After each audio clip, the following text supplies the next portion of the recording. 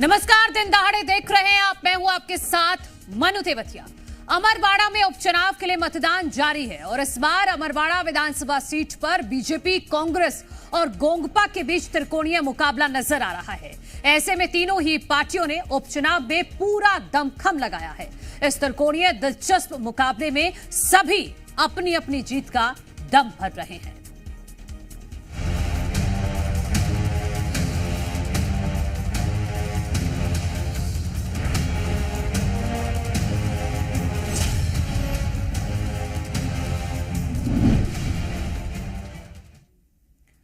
अमरवाड़ा विधानसभा seat Kamal Nath का गढ़ कहे जाने वाले छिंदवाड़ा जिले में आती है, लेकिन लोकसभा चुनाव में मिली हार से कमलनाथ की साख पर सवाल है।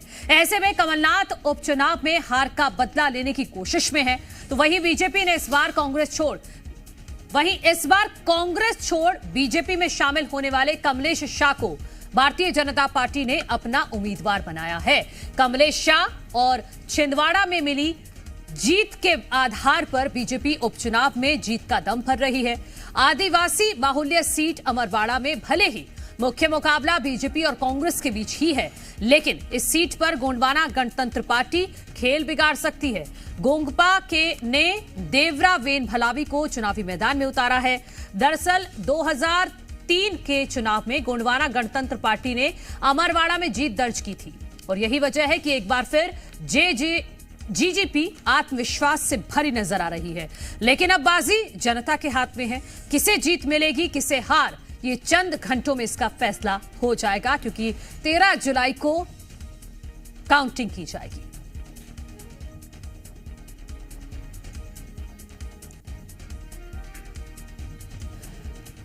तो उपचुनाव की जंग, जनता किसके संग, आज इसी पर करेंगे चर्चा। मेहमान हमारे साथ जुड़ गए हैं।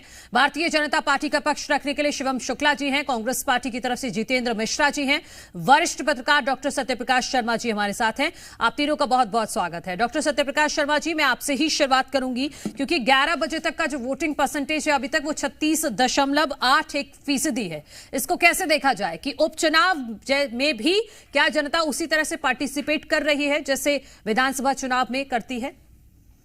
इसको हेल्दी टर्नआउट कह सकते हैं अभी तक का पहली चीज। एक, अब आप ये अमरवाड़ा की जो स्थिति है, अगर टर्नआउट अकेले की बात सोची जाए तो जो ट्राइबल डोमिनेटेड सीट्स होती है या ट्राइबल रिजर्व सीट होती है, उनका पिछले असेंबली इलेक्शंस के अगर रिकॉर्ड देखे जाए तो वहां टर्नआउट 82 के ऊपर तक भी निकला है। तो ये माना जा सकता है कि मोर देन 60% पॉपुलेशन ट्राइबल है इस सीट पर, तो टर्नआउट यहाँ मेरे ख्याल से बेहतर रहेगा। लेकिन अब चीज ये है कि अमरवाड़ा में अभी आपने कहा कि जीजेपी भी वहाँ पूरी ताकत लगा रही है, कांग्रेस है, बीजेपी है।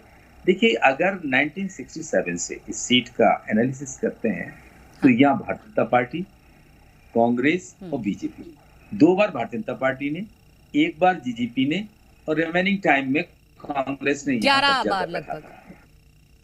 और आपको याद होगा कि ये सीट जब नागपुर में हुआ करती थी, जब ये मध्य भारत नहीं बना था, तो नागपुर के रीजन में तब भी यहाँ पर इंडियन नेशनल कांग्रेस चुनाव जीती रही है। तो मेरा कहने का तात्पर्य यह है कि ये किसी का गढ़ नहीं कही जा सकती है। लेकिन पिछले विधानसभा चुनाव में आपने देखा कि पूरे मध्य प्रदेश में भारतीय जनता पार्टी की जबरदस्त जीत हुई, लेकिन कमलनाथ के क्षेत्र यानी छिंदवाड़ा की सभी सीट कांग्रेस भारतीय जनता पार्टी हार गई।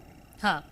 तो भारतीय जनता पार्टी के लिए सीट आसान नहीं है, लेकिन कमलनाथ का जो मोरल डाउन हुआ है, चाहे वो लोकसभा चुनाव में उनके बेटे की हार या वो एपिसोड जिसमें उन्होंने कहीं ना कहीं स्पष्ट स्टैंड नहीं रखा, वो स्पष्ट नहीं था कि मैं बीजेपी की तरफ जा रहा हूं या नहीं जा रहा हूं, हालांकि बातें नहीं बनी तो वो वहीं रख गए। उसने कहीं ना कहीं उनकी छिंदवाड़ा में पकड़ को लूज किया है। तो ये लूज का फायदा भारतीय जनता पार्टी ने कहीं ना कहीं कमलेश शाह को अपनी पार्टी में बुलाकर सिटिंग एमएलए का रिजाइन करा। लेकिन सत्यप्रकाश जी, जो 2-3 ऐसे मुद्दे हैं जो सुबह से ही हमारे ग्राउंड जीरो पर हमारे रिपोर्टर मौजूद हैं, वो लोगों से बातचीत कर रहे हैं कि आखिर किस आधार पर वोट डाल रही है अमरवाड़ा की जनता। तो 2-3 बातें हैं। कोई कह रहा है विकास, कोई कह रहा है रोजगार, लेकिन कुछ लोग ये भी कह रहे हैं कि जिसको हमने चुना उसने हमारे साथ छल किया, वो दूसरी पार्टी में चला गया। यानी ये भी मुद्दा है वहां पर। देखिए, बिल्कुल मनु जी, आपने बहुत अच्छा सवाल पूछा है। ये मुद्दा तो होता है। ये देखिए, रिसेंटली मैं उदाहरण दे रहा हूँ, हिमाचल प्रदेश की 6 बाईपोल हुए, वो केवल किसके कारण हुए? पार्टी बदलने के कारण। जबकि पहले जो बाईपोल होते थे उसके मेजर 2 कारण होते। एक तो अनटाइमली डिमाइस किसी एमपी या एमएलए की, एमएलसी या राज्यसभा सांसद, हाँ। या उसको किसी केस में सजा हो जाने से, तब होते थे। लेकिन अब ये चलन में आ गया है कि कौन कब किस पार्टी में चला जाए। तो जो हिमाचल प्रदेश का जो रिजल्ट देखा था आपने, हालांकि वहां रूलिंग पार्टी के साथ गया है कि 6 में से 4 कांग्रेस और 2 भारतीय जनता पार्टी जीते। हाँ। लेकिन मोहन यादव की, यहाँ देखिए एक चीज मनु जी कहना पड़ेगा कि मोहन यादव की लीडरशिप में, देखिए पिछला लोकसभा चुनाव जो जीता है, उसने कहीं ना कहीं भारतीय जनता पार्टी के उत्साह को छिंदवाड़ा में पर्टिकुलरली बहुत बढ़ा दिया है।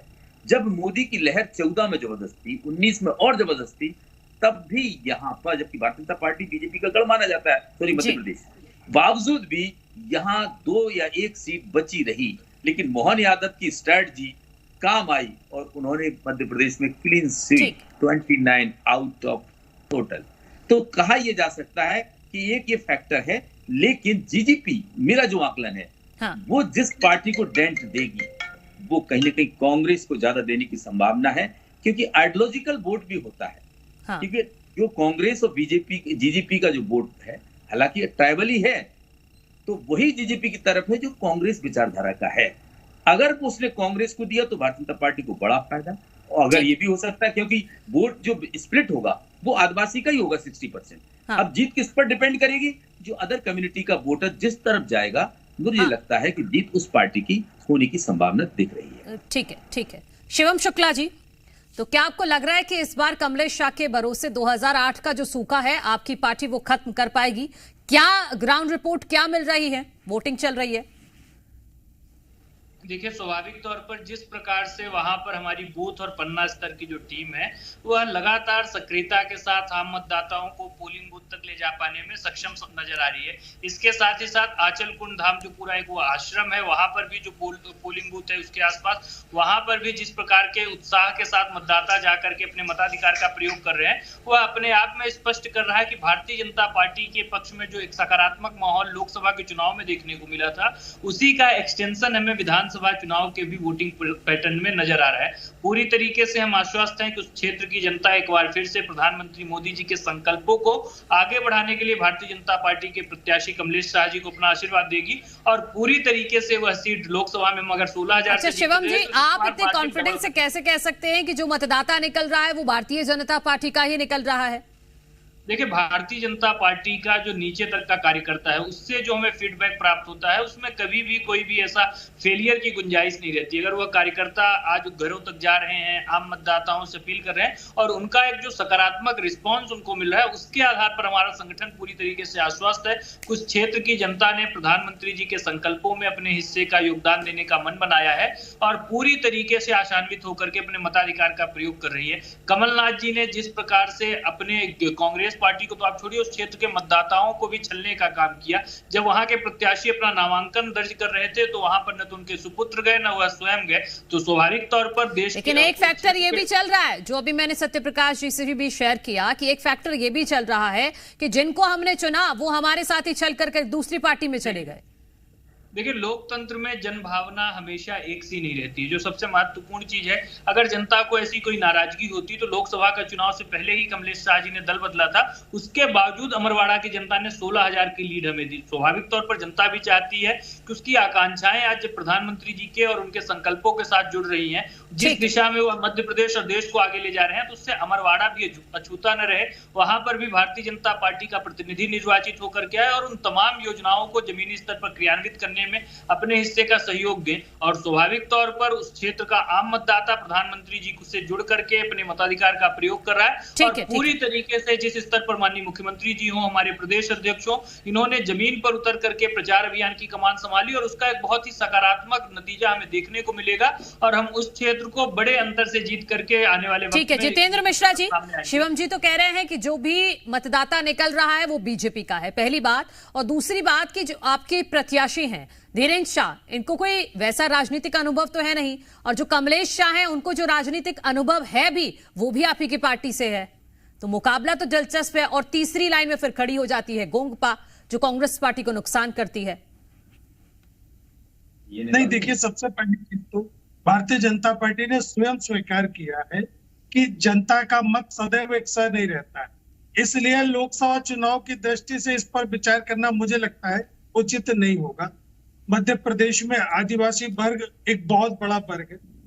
आदिवासियों की एक जनसंख्या छिंदवाड़ा जिले में सबसे ज्यादा जनसंख्या है, और निश्चित तौर पर वहां रुझान कांग्रेस के पक्ष में रहता है, क्योंकि वहां पर आदिवासियों ने जो विकास देखा है वो कमलनाथ जी के द्वारा देखा है। आदिवासियों ने जो विकास की इबारत पढ़ी है वो कमलनाथ द्वारा लिखी गई है, इसलिए वो इस बात को स्वीकार करते हैं कि छिंदवाड़ा का विकास कमलनाथ का विकास है।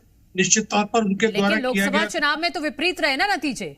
मैं आपको बता रहा हूँ, लोकसभा चुनाव में मध्य प्रदेश में हम जरूर पीछे रहे, लेकिन एक इतिहास ये भी है कि मध्य प्रदेश दल बदलुओं को बहुत ज्यादा दिन तक स्वीकार नहीं करता है।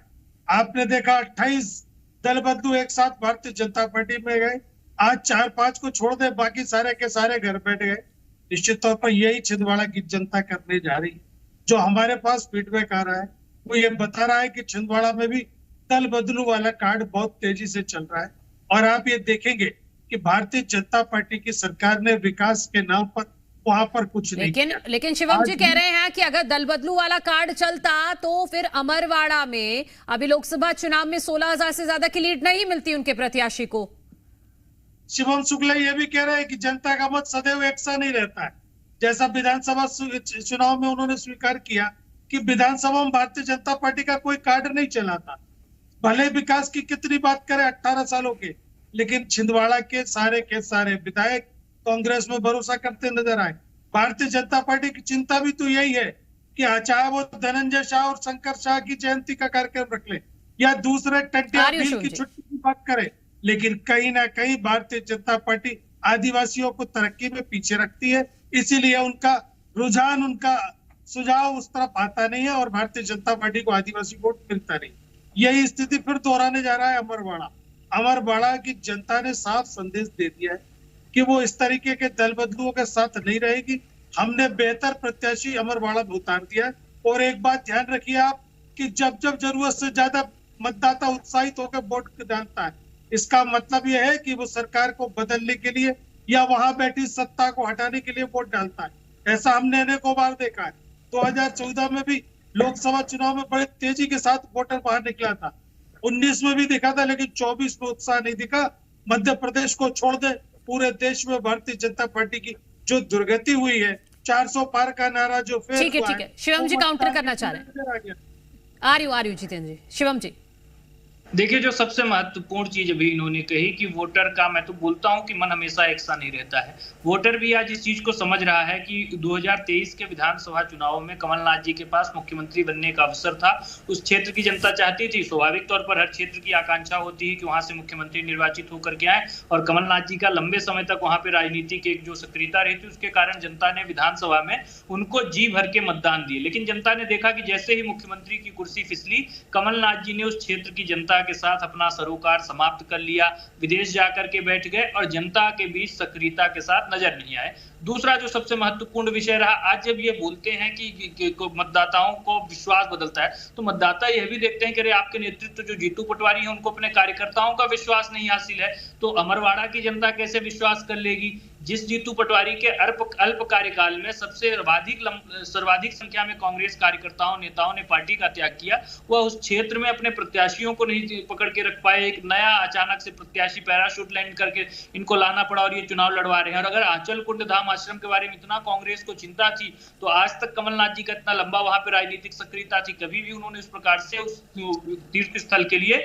कोई भी ऐसी अपनी श्रद्धा व्यक्त नहीं की। और जो सबसे महत्वपूर्ण चीज है, आदिवासी वर्ग के जब भी पुनरुत्थान की बात कांग्रेस करती है तो स्वयं को एक्सपोज करती है। आदिवासी वर्ग के लिए सबसे महत्वपूर्ण चीज क्या है? उनका जल जंगल जमीन का अधिकार पेशा कानून के माध्यम से भारतीय जनता पार्टी की सरकार ने दिया। आदिवासी वर्ग के लिए दूसरी सबसे महत्वपूर्ण चीज क्या है? उनकी वैभवशाली विरासतपूर्ण जो संस्कृति है, जिसमें उन्होंने आक्रांताओं और मुगलों का डट करके मुकाबला किया, उसका इतिहास पढ़ाया जाना आवश्यक है। तो उसको सम्मान देने का काम किसने किया?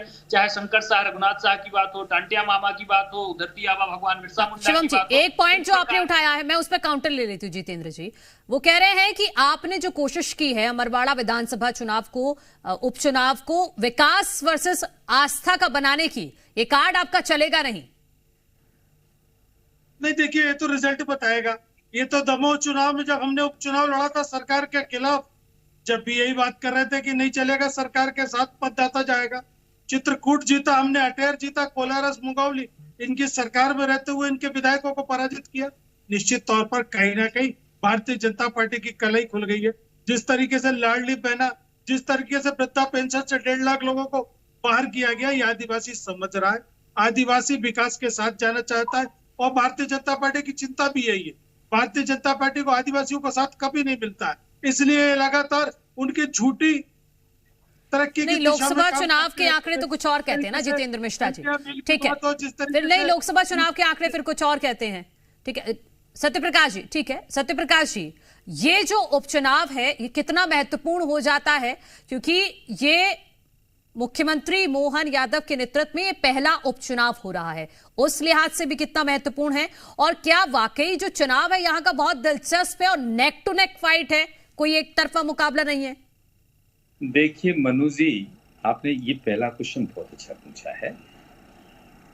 देखिए, लेकिन डॉक्टर मोहन यादव ने, जो अभी मैंने आपको उदाहरण भी दिया था कि लोकसभा चुनाव में उनकी परीक्षा तो हो गई है और वो 100% नंबर से पास भी हो गए, लेकिन ये तय है कि ये जो चुनाव है ये पहला बाईपोल है असेंबली का, तो ये कहीं ना कहीं उनकी दूसरी परीक्षा हो सकती है। लेकिन मुझे नहीं लगता इससे फर्क क्या पड़ेगा किसी के पॉलिटिकल कैरियर पर। इस इलेक्शन से नाइदर कांग्रेस नॉर बीजेपी पर कोई प्रभाव नहीं पड़ेगा, लेकिन अगर प्रभाव किसी पर पड़ेगा तो वो कमलेश शाह के जरूर पॉलिटिकल फ्यूचर पर पड़ेगा कि जीतते हैं या हारते हैं। लेकिन एक चीज जरूर है, देखिए मोहन यादव की जो स्ट्रैटेजी रही, जिसमें लोकसभा में उन्होंने उस सीट को किस स्टाइल से खींचा, यानी कि कमलनाथ के जो स्ट्रॉन्ग पिलर्स थे, चाहे दीपक सक्सेना को माने, कमलेश शाह को माने, उनको अपनी तरफ खींच के ये कहीं ना कहीं स्ट्रैटेजिक चाल भारतीय जनता पार्टी की रही और उनको उनके ही घर में कमजोर कर दिया, तो वो चुनाव जीत भी गए। अब एक चीज आपने एक और कही कि क्या वहां नेट टू नेट फाइट है। देखिए मेरा ऐसा मानना है कि वहां, देखिए क्योंकि मोड ऑफ कंडक्ट है तो मैं स्पष्ट तो कुछ नहीं कह सकता, अभी लागू है, लेकिन हाँ ये जरूर है कि जीजीपी किसके कितने वोट काटता है, इस पर कहीं ना कहीं जीत हार का फैसला होगा। लेकिन भारतीय जनता पार्टी का जिस प्रकार से संगठन काम कर रहा है, या कांग्रेस में अभी भी कमलनाथ या उनके बेटे की उतनी सक्रियता पूरे चुनाव के दौरान ना रहना, क्योंकि ये मान के चलिए कांग्रेस का वोट बैंक नहीं है वहां। अगर कांग्रेस का होता तो उसका हाल 2023 के असेंबली इलेक्शन जैसा छिंदवाड़ा रीजन में भी होता। हाँ। वो कमलनाथ का क्षेत्र है, कमलनाथ पर कितना भरोसा वहां के लोग करेंगे, इस पर कहीं ना कहीं सत्यप्रकाश जी इस पर भी थोड़ा विश्लेषण कीजिएगा, एक ही मिनट है मेरे पास, कि क्या कमलनाथ को डेंट होगा छिंदवाड़ा जाना, फिर अमरवाड़ा विधानसभा के उपचुनाव में भी अगर हार होती है तो कमलनाथ को डेंट होगा? देखिए बिल्कुल रूप से ये मान के चलिए। देखिए एक चीज जरूर मैं पिछले उसमें कमेंट में छोड़ चुका था, वहां पर कांग्रेस ने एक बड़ी अच्छी चाल चली है कि हाँ। आस्था, हाँ। यानी कि जहां ट्राइबल लोगों की आस्था है, आप देख रहे हैं कि वहां पर जो कांग्रेस का कैंडिडेट है वो लोगों के पैर नहीं छू रहे हैं, लोग उनके पैर छू रहे हैं। हाँ। क्योंकि अगर आस्था, क्योंकि वो ऐसी परिवार से हैं, ऐसे जगह से हैं, अगर उस मठ के प्रति कहीं लोगों का झुकाव हो गया तो आप ये मान के चलिए कि ये चुनाव नेट टू नेट हो सकता है। लेकिन अभी तक की स्थिति में संगठनात्मक दृष्टि से देखा जाए तो भारतीय जनता पार्टी ने वहां जितनी ताकत, जितना कैंपेन, जितना पोल वाइज बैठकें कर, मोहन यादव जी ने आपने देखा कि हर समाज की बैठकें की, लगातार ताबड़तोड़ दौरे किए, तो इनका कहीं ना कहीं प्रभाव पड़ता है। लेकिन दोनों ही दलों ने इस चुनाव को बिल्कुल हल्के में नहीं लिया है, दोनों ही दलों ने पूरी मेहनत की है। अमरवाड़ा में पूरी मेहनत की गई है दोनों दलों की तरफ से ही, क्योंकि टाइम भी कम था, उस हिसाब से ही प्रचार प्रसार भी किया गया है और अब वोट पड़ रहे हैं। आप सभी का बहुत बहुत शुक्रिया इस चर्चा में शामिल होने के लिए। तो अमरवाड़ा विधानसभा सीट पर उपचुनाव हो रहे हैं, वोटिंग चल रही है। इससे जुड़ी हुई हर अपडेट हम अपने दर्शकों तक पहुंचाते रहेंगे। एक बार फिर से मैं अपील करना चाहूंगी अमरवाड़ा विधानसभा के मतदाताओं से कि अपने घरों से बाहर निकलिए। अगर अभी तक वोट नहीं डाला है तो वोट जरूर डालिए। आज के दिन दहाड़े में इतना ही। कल फिर होगी मुलाकात एक नए मुद्दे के साथ। एक छोटा सा ब्रेक लेते हैं।